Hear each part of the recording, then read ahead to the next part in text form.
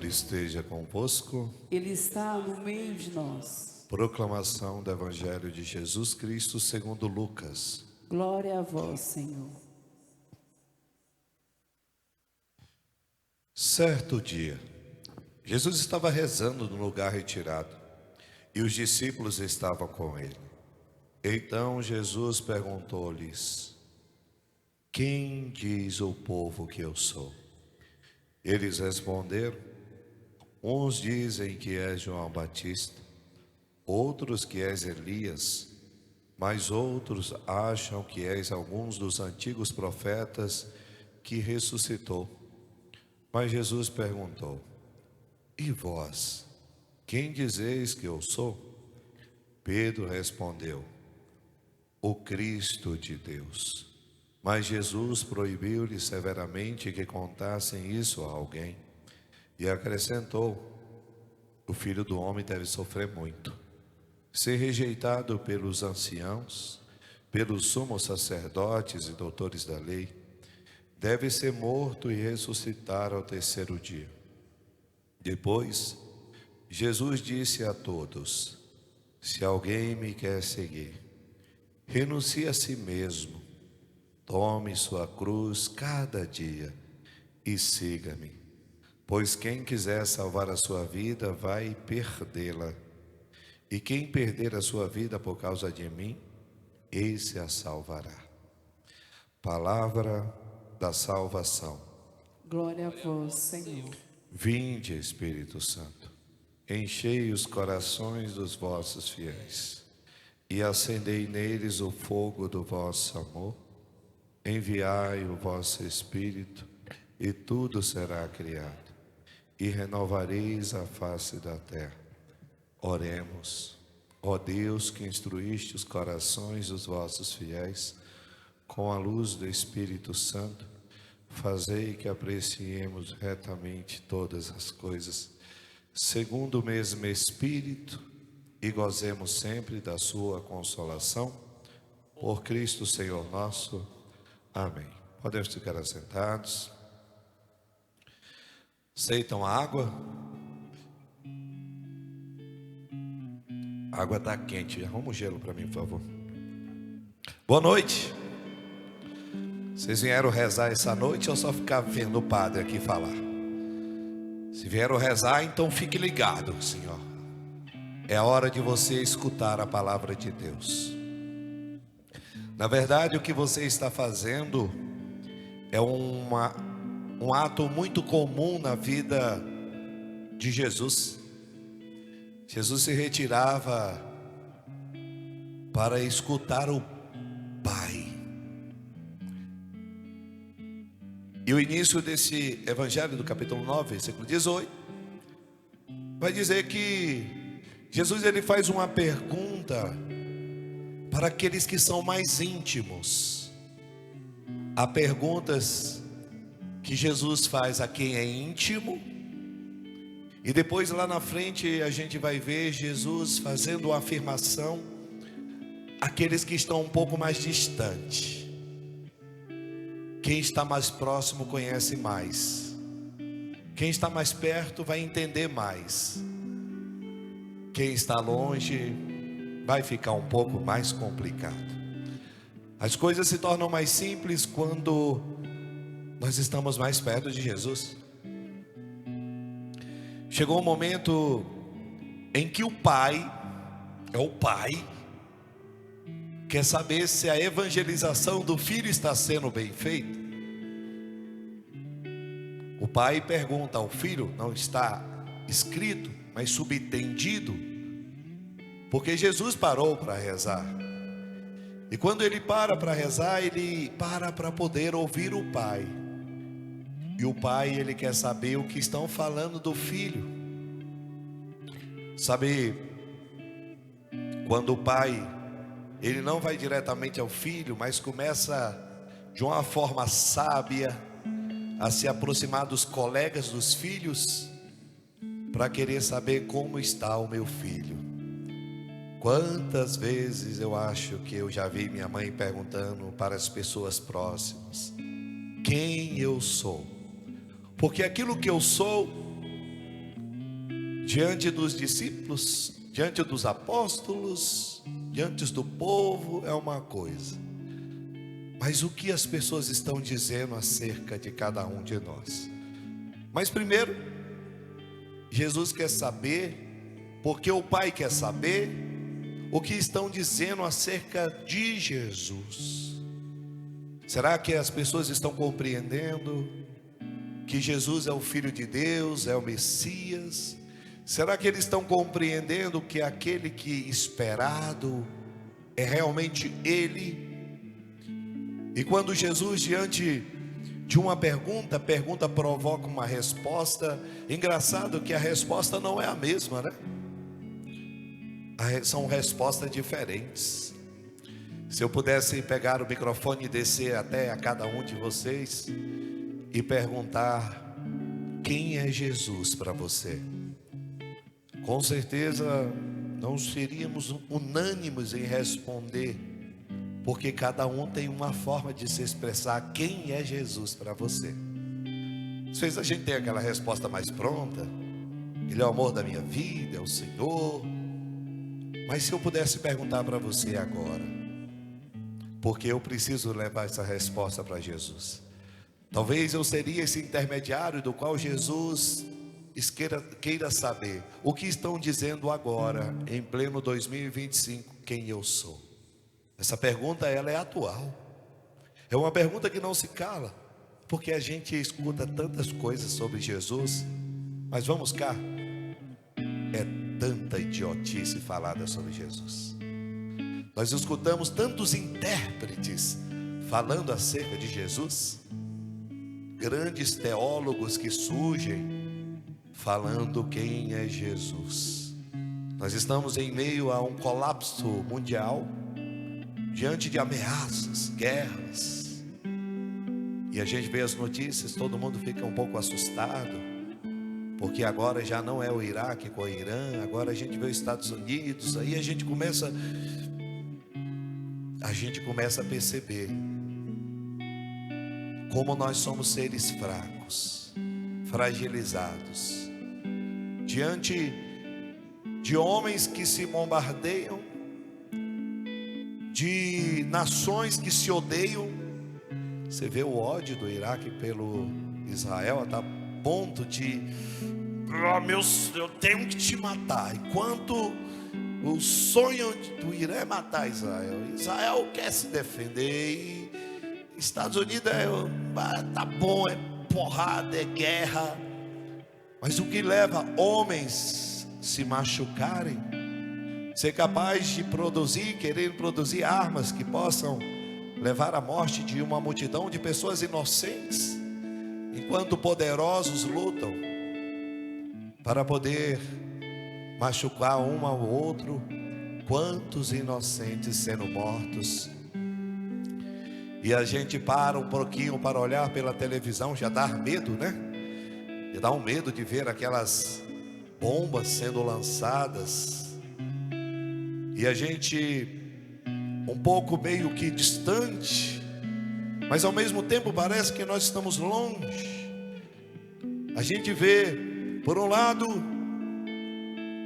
um presidente falando em nome do seu Deus, em proteção ao povo judeu. Pelo outro lado, os discursos dos seus líderes, que é? Em nome de Alá. Eu quero dizer que nós vamos lutar até o fim, em nome de Deus. De outro lado, aí os de cabeça um pouco voado, então esse negócio de religião é uma confusão, cada um exalta o seu Deus para a guerra, para a batalha. Mas aí a gente vê no fundo, o vazio do coração do homem que luta pela destruição do outro. Aí você fala: meu Deus, quantos homens maus, quantos homens perversos. E Jesus, Ele vem na terra justamente para trazer o contrário. Nos últimos dias nós meditamos em Jesus se encontrando com os seus discípulos e apóstolos e dizendo o quê? A paz esteja convosco. Mas que paz é essa? A paz que um coração de um homem precisa para viver as guerras dessa terra. Porque não podemos ser inocentes, que nós não estamos nessa terra em busca de uma paz mundial, porque não vai existir, com todo respeito, não vai. Jesus é o mesmo Deus que diz: dou-vos a paz. Ele vai dizer em uma outra palavra que não é contraditória, mas complementar. O que ele vai dizer? Eu não vim trazer paz à terra, mas vim trazer a guerra, a divisão. Como assim contraditório? Não é contraditório, porque quando você é de Jesus, você vai ter que escolher: ou você é de Deus ou você é do diabo. Ou você é do lado do bem ou do lado do mal. Ou você vai ser fiel àquele que te amou, ou você vai ser adversário daquele que te amou. Para com essa ideia ilusória, poética, de que o mundo quer a unidade. Não, o diabo não quer o seu bem. O diabo não quer o bem da sua família. O diabo não quer a reconciliação de você. Não quer. Ele quer a destruição. Ele quer o mal. Ele quer a morte. E às vezes a gente fala: padre, mas esses homens são maus. Maus somos nós que comungamos a Deus e a gente está sem se falar com a pessoa que deita na mesma cama que a gente. Pior não são os adversários que se machucam com bombas. Pior é a bomba que a gente solta com a nossa língua. Há uma bomba atômica que existe aqui na nossa boca, que machuca aquele que está deitado comigo. É uma reflexão para nós. A gente está soltando bombas a todo tempo na vida do outro, gente. A gente está se machucando. A pessoa que deita contigo, que mora contigo, sem perceber, o ódio vai entrando, o ódio vai perpetuando, o ódio vai entrando nas relações. E pessoas que se amavam agora se odeiam. Por quê? Às vezes nem sabemos o porquê, nem sabemos o motivo. De repente vão surgindo lideranças que começam a odiar o seu adversário, sem saber a origem daquela morte. Um filho que odeia sua mãe, um esposo que odeia sua esposa. Isso são as minas que o demônio vai instalando na nossa vida. Sabe aqueles terroristas que odeiam e que vão instalando minas? De repente o inocente passa e a sua vida é ceifada. Mas por quê? Porque eu te odeio. O ódio tem penetrado no coração dos cristãos. O ódio tem penetrado no coração das pessoas. E esse ódio que nós estamos vendo de uma forma tão clara através da nossa televisão, é aquele ódio que vai gerando no coração dos inocentes um desespero. Vocês viram um vídeo de uma criança de colo clamando paz. Aquela criança inocente, tremendo, e cheio de crianças daquela forma, desesperado, com o barulho da bomba, com o barulho das dinamites, com as guerras. E ela só pedindo uma coisa: eu só quero paz. Aí você fala: padre, que dó, aquela criança me fez chorar. Mas as crianças das nossas casas estão passando isso. Você não sabe que desespero de uma criança ver um pai e uma mãe brigando. É uma guerra dentro da nossa casa. Pare de hipocrisia, de querer paz fora. Se dentro da tua casa você está destruindo o coração de uma criança. Se tem uma coisa que deixa uma criança desesperada, é o ver um pai e uma mãe brigando. Uma briga gera um desespero no coração de uma criança. As crianças estão com medo do pai e da mãe, e a gente fica dizendo: o fim é a guerra. E Deus está falando: há uma guerra dentro da nossa casa, entre irmãos,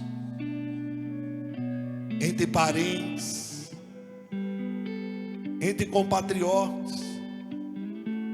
Esses dias uma pessoa me falou: padre, uma pessoa no meu grupo de oração do nada parou de falar comigo. E é uma liderança, é uma pessoa que louva, é uma pessoa que está à frente, e eu tento falar com ela, ela não fala comigo. Isso, o inimigo tem colocado no coração do homem essas minas, essa pólvora, e isso a qualquer momento estoura, sem a gente perceber.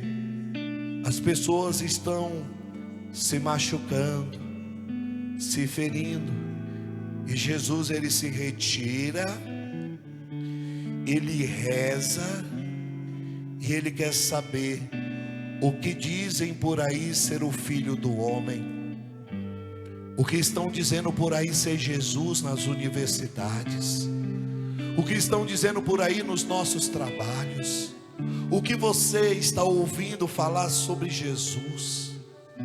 E eles vão dizendo, uns dizem que é Elias, outros que é João Batista, outros um dos profetas, outros um homem bom e caridoso, outros um homem assim. Ah, Jesus é maravilhoso, Jesus é bom, mas Jesus quer saber, não aquilo que você conhece sobre Ele, se você descobriu quem Ele realmente é, não o que você fala, diz o que Jesus é aquilo do qual Ele deixou para nós testemunhado. Quem é Jesus na minha vida? Não é um Jesus que eu invento, não é um Jesus que eu comparo. Jesus não pode ser comparado a João Batista, não pode ser comparado a Elias, não pode ser comparado a um dos profetas, porque Ele é diferente de todos aqueles, porque todos aqueles vieram para preparar o caminho dele, e a Jesus ninguém pode se comparar, porque o caminho que Jesus trilha a partir de agora é um caminho que é desagradável, porque aquele Jesus que eles estavam conhecendo é um Jesus que, vamos dizer, é agradável aos olhos de quem espera, de quem se converte. Jesus agora, depois de muita oração, ele vai tecer uma outra pergunta. Uma coisa é o que estão dizendo acerca de mim, agora é uma pergunta para vocês que estão aqui. Jesus falando para os apóstolos: então, estão falando que eu sou tudo isso, e vocês, o que vocês podem dizer sobre mim? Porque nós falamos do mal que acontece no mundo, a gente fala do mal que está acontecendo nas redes sociais, a gente fala do mal da vida do vizinho, a gente fala do mal no trabalho, e agora você, é você e Deus. É hora da gente nesse domingo ser provocado. E o que você está dizendo acerca de Jesus? Pedro, cheio do Espírito Santo, ele tirou 10, porque ele respondeu aquilo que Cristo é de fato. Ele não é João Batista, não é Elias, nenhum dos profetas, nem é qualquer outra coisa. Pedro vai dizer de uma forma direta: tu és o Cristo, Filho de Deus. Yes, isso, Pedro. Mas Jesus, sabendo que Pedro respondeu com sabedoria, proibiu severamente que contasse a alguém. Por quê? Porque há coisas que Deus pede a nós intimidade, guarde. Jesus está treinando aqueles que estão próximos a ter a capacidade de guardar segredos. Aqueles do qual disseram sobre mim, eles estão distante de mim, agora vocês estão próximos, e vocês precisam guardar aquilo que é mais íntimo, e Jesus vai dizer isso para nós. Proibiu-lhe severamente que contasse isso a alguém. Depois que proibiu, ele acrescentou: o Filho do Homem deve sofrer muito. Jesus está abrindo o coração íntimo. Sabe quando uma pessoa te chama na intimidade, fala assim: eu queria tanto conversar contigo, eu queria partilhar o que o meu coração está sofrendo. Há pessoas que estão guardando sofrimentos dentro dela e gostaria de compartilhar a dor que ela está sofrendo, mas poucas são as pessoas hoje que têm paciência de poder sentar com outra e falar o que Jesus está falando. Sabe por quê? Porque nós somos pessoas impacientes. A gente não tem paciência para poder ouvir a dor que o outro está ou vai passar. Quando alguém sabe que vai ter que passar por um momento difícil, ela fica imaginando com quem eu posso partilhar aquilo que eu vou ter que passar. Tem que ser alguém de confiança, alguém que vai estar comigo. Então Jesus está abrindo o coração e fala: guarda isso no coração de vocês. O Filho do Homem vai ter que sofrer muito, vai ser rejeitado, deve ser morto, e depois ele vai ressuscitar. Jesus está partilhando o coração, porque aquilo que ele vai passar não é fácil guardar para ele. Tem coisas que você vai guardando na sua vida, que você está morrendo, e que você está aqui, está te massacrando, e que você está te levando ao sofrimento, e você não tem ninguém para partilhar. Mas é tão bonito quando você coloca para fora aquilo que você vai ter que passar, você vai ter que sofrer. 3 semanas atrás, uma pessoa me mandou uma mensagem e falou: padre, eu estou desesperado, porque eu estou com um sobrinho internado na UTI, o caso é muito grave, e nós estamos sofrendo muito, porque é uma criança tão linda, e os médicos estão com medo, porque é grave. E eu falei: segura a onda, calma, vamos rezar. É porque é uma criança, é porque é um Deus, calma, pô. Segura a onda, vamos rezar. E ligou depois de outra semana: padre, está ficando mais grave, teve que entubar, e agora nós estamos desesperados.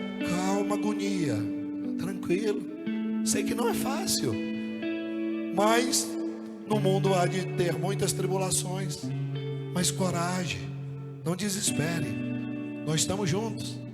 Aí ela mandou ontem, falou comigo e falou: padre, saiu da UTI, está bem, ai padre, obrigado. Aí eu: ainda bem, né? Glória a Deus. Que bom a gente poder ter alguém que a gente partilha os momentos de dor, de sofrimento. Jesus está partilhando o seu coração, Jesus está falando aquilo que vai acontecer com ele.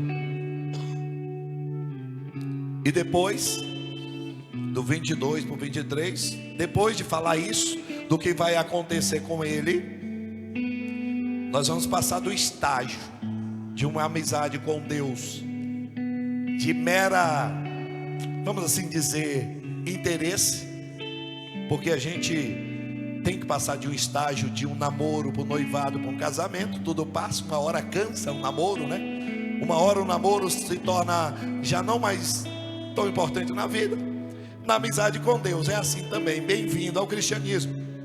Você tem um namoro com Jesus, você se namorou por Deus, você teve encontro com Jesus, você chorou com Jesus, você amou, você falou: Deus é tudo, oh, glória a Deus. Só que passa, meu filho, o relacionamento com Deus, de uma amizade de flores, passam, porque Deus, Ele quer que a amizade com Ele floresça. Simples.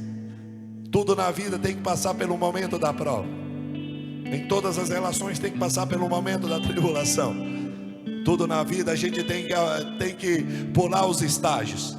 Você não vai ficar na primeira série o resto da vida. Você tem que aumentar o grau da dificuldade na escola. Você tem que passar o grau. Quem fica no mesmo ano vai ver que vai ser a mesma coisa. E você quer sempre o desafio. O desafio é próprio do homem. E dentro da relação com Deus vai ter um momento que você vai ter que sair dessa ideia de que um Deus tadinho, bonitinho, cheirosinho.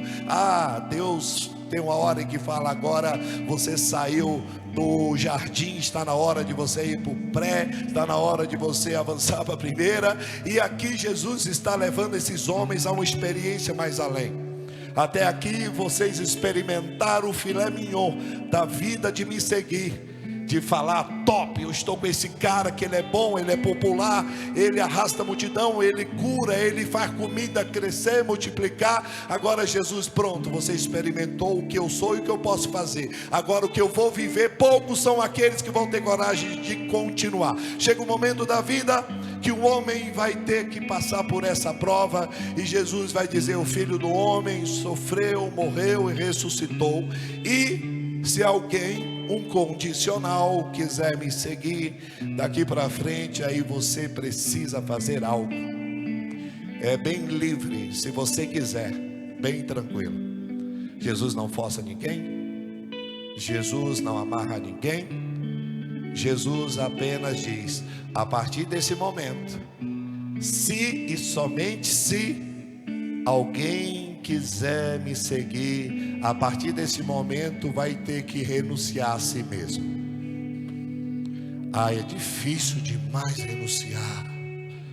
Dói a renúncia da vontade.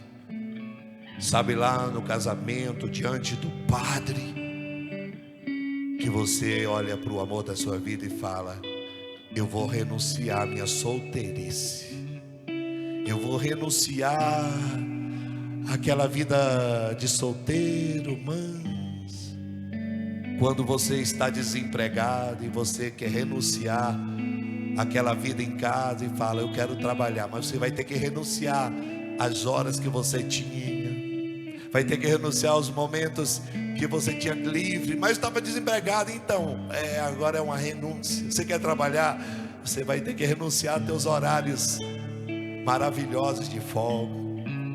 A vida é feita de escolhas, e que renunciar não quer dizer ato ruim, é escolha. Eu estou renunciando isso porque, em detrimento daquilo, eu renuncio uma vida de solteiro para viver uma vida de casado. É a renúncia de viver solteiro, mas é a alegria de viver casado, entende? É uma renúncia por algo bom. É a alegria da vida que a gente vai aprendendo. Por Jesus eu tenho coragem de renunciar. Quando você coloca sentido na sua vida, tudo se torna muito mais prazeroso. Hoje eu estava na casa de uma família, tomando um café gostoso, pão de queijo cheiroso, fizeram um bolo para o padre delicioso, e a gente partilhava ali, bom, né? Estava na mesa ali, trocando ideia, e a mãe e o pai falavam bem assim: eu queria muito que minhas filhas fossem médicas, mas eles não tinham dinheiro para pagar, né? Assim, era quebrado, assim, não tinha dinheiro. No fundo queria que elas fossem médicas. E a primeira, a mãe falou: vai fazer a prova, sei que ela não vai passar. Ela não estudou, passou um mês, não estudou, beleza, tipo assim, vai fazer por fazer. Não é que a miserável passou um mês de estudo. Aí a mãe agora, o pai olhou para a mãe e falou bem assim: Deus não vai deixar faltar a providência. Talvez a gente não tenha o dinheiro suficiente, mas Deus, Ele é capaz de providenciar, porque nós queremos o bem da nossa filha. Se for preciso, eu vou renunciar aquilo que eu tenho, que é meus instrumentos. E eles começaram a pensar: o que eu posso vender para produzir a inteligência, a sabedoria? Eu tenho que renunciar a algo bom. O pai teve que renunciar a algo que ele tanto gostava. A mãe teve que trabalhar um pouquinho a mais. Foi se ajustando, se ajustando, se ajustando. Essa semana eu recebi a notícia de que ela agora se formou, terminou, agora vai exercer a missão de médica. Agora ela vai ser médica, fruto do esforço de uma jovem, não somente ela, mas fruto do sacrifício de uma mãe, sacrifício de um pai, sacrifício de uma filha, sacrifício de uma família. Eles falaram assim: Deus é tão bom que quando estava apertado, Eles tinham uns cachorros, aí venderam os cachorros. Deus multiplicou os cachorros. Cara, Deus multiplica. Deus quer ver a ação. Não vai cair do céu, o preguiçoso do inferno. Não cai do céu. Deus quer ver você se esforçando. Deus quer ver você trabalhando. Deus quer ver o agir. Porque Deus tira água da pedra. Se você trabalhar, Deus vai providenciar. Nunca vai deixar faltar. Jesus falava ontem no Evangelho: se eu não deixo faltar a comida para os pássaros que estão no céu, eu jamais vou deixar faltar nada a um filho meu. E você é filho de Deus. Esse Deus que nos criou é um Deus bom, é um Deus maravilhoso, é um Deus providente. E ver uma filha se formar em medicina em meio ao mundo caos. E sabe o que a filha me procurou? Falou assim: padre, eu quero trabalhar para os pobres. Eu quero montar um projeto para a gente cuidar dos pobres. Eu sinto isso no meu coração. Quando eu fui na Imaculada, eu quero alguma coisa. Olha só, o dom da medicina, o dom de uma mulher que entendeu o que significa a vocação. Ou seja, Deus deu o dom daquela menina se formar. Hoje está formada, vai poder agora exercer o que Deus concedeu. E o pensamento dela é o quê? Cuidar dos pobres. O projeto para cuidar de quem precisa. Caracas. Aí a outra irmã mais nova também queria ser médica, também queria a mesma coisa. E a mãe rezava para ela não passar. Falou: Deus, uma dá, mas duas é pesado pra caramba. Aí a mãe, na humildade, né, não que ela não rezava para a filha passar, mas ela acreditava que a filha mais nova não ia passar. E a miserável passou também. E ela passou também. Então, se no decorrer da caminhada estava difícil para uma filha, agora com duas fica mais difícil. Não vai ficar mais difícil, a providência será maior. Muda o teu discurso. Quando algo te exigir algo maior, Deus, Ele vai fazer a providência ser maior. Acredita nisso. Pare de reclamar, pare de duvidar. Deus te criou sem você, mas Ele não vai te salvar sem você. O Deus que criou a tua vida não vai te deixar faltar nada. Quando o teu marido duvidar da providência, pega na barba dele e fala: amor, Deus não vai deixar faltar. Pega na cabeça dela e dá um beijo e falou: amor, Deus nos criou sem nós. Ele não vai deixar faltar nada na nossa casa, porque a maior riqueza de uma casa é ter a fé como fundamento, é saber que apesar da dificuldade, o esforço será um pouquinho maior, mas a graça será triplicada. E Deus providenciou para uma, e olha que legal, eu me esforcei para que a renda aumentasse para sustentar duas filhas fazendo medicina. Aí quando ela se formar, aquele dinheiro que era investimento será um dinheiro que sobra, porque eles aprenderam a crescer a sua renda de uma forma sábia. Porque Deus vai fazendo você ver a tua visão de algo que está engessado, e se você tem Deus, Ele faz você ter uma visão amplificada.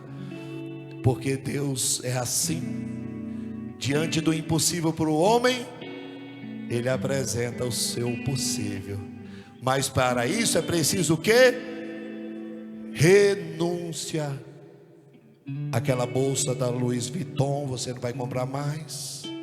Aquela calça que você comprava caro, você vai deixar de comprar. Aquela roupa que você tinha que comprar, eu não vou comprar, eu vou usando um pouquinho mais, porque o meu filho merece.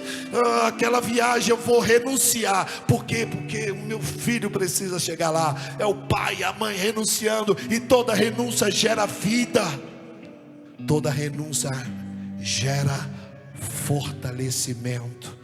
Quando chega no fim, o pai e a mãe diz: uou, valeu a pena. Top. Obrigado, meu Deus. Obrigado por ter pela tua graça conseguimos vencer esse obstáculo, mas com muita renúncia. Vocês vão vencer, vocês vão passar por grandes tribulações, mas renunciando.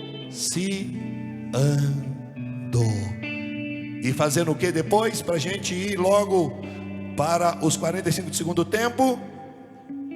Depois, quem quiser salvar a sua vida vai perdê-la. O pai ou a mãe perde ou não perde a vida por causa de um filho? O pai ou a mãe dessas meninas perderam ou não perderam? Perdeu, sim, filho, mas quando perde a vida por amor, isso é sinal de glória. Quando você se sacrifica por alguém, não é perda de tempo. Não, você perdeu a sua vida e você vai recebê-la de volta. Claro que Jesus falou uma coisa que vocês gostaram, que o padre pulou, porque ele vai dizer: se alguém quer me seguir, renuncie a si mesmo, tome a sua cruz. Renuncie e tome a sua cruz, e depois me segue. Então hoje, por favor, treine as costas, treine a vida, porque você vai sair daqui com a cruz nas costas, e você vai seguir Jesus para a sua vida. Você vai seguir Jesus no teu caminhar, você vai seguir Jesus na tua história, porque você renunciou a si, tomou a sua cruz, e depois você seguiu a sua história. A nossa vida, ela é essa, é seguir Jesus. As guerras, os balões, os divertimentos da vida. Às vezes a gente vê, né, aquela família que foi para um lugar para andar de balão, talvez tirar uma foto legal, um selfie. De repente sobe em meio a uma estrutura bem feita, cheia de todas as pessoas andam de balão. Mas imagine o que passa no coração de uma pessoa em vendo embaixo apenas o chão, aquele balão que queima, e olhando e vendo a impotência um do outro.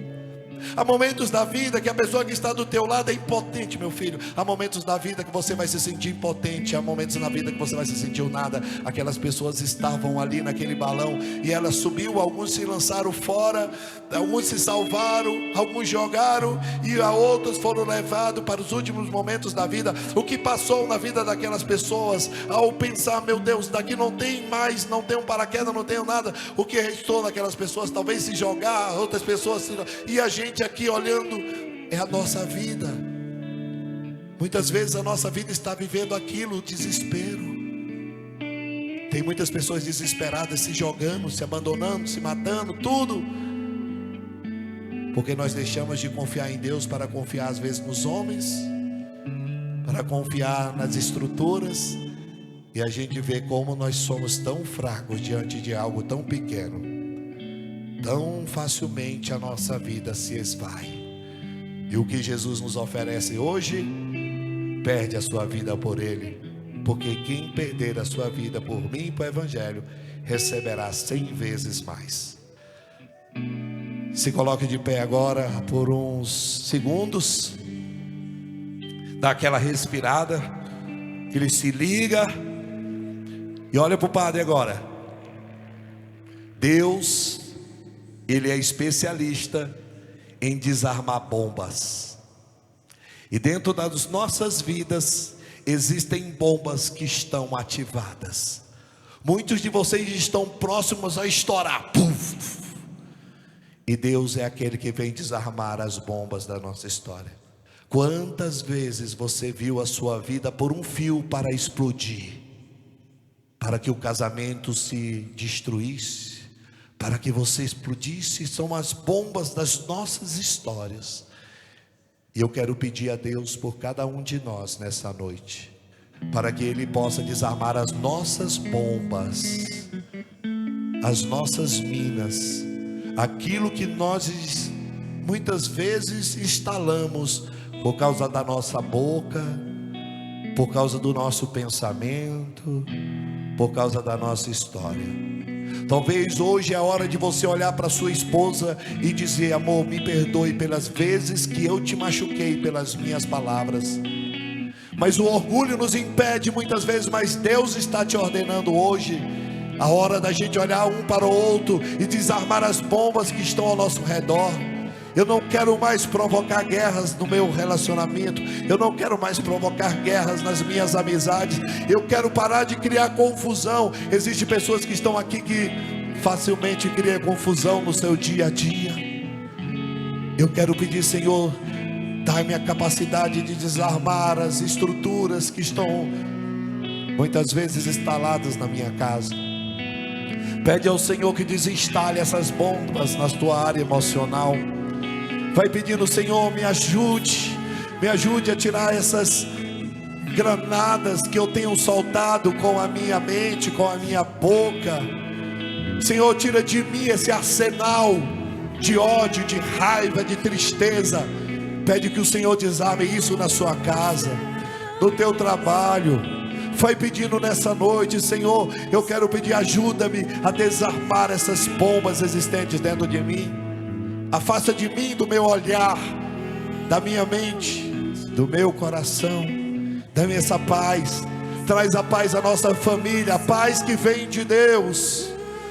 O inimigo tem causado guerras nas nossas casas, na nossa história.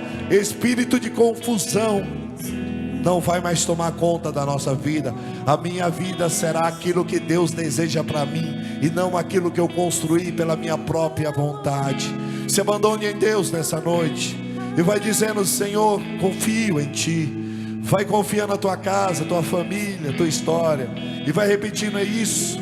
Confio sim, Senhor, em Ti. Confio. Escute essa canção.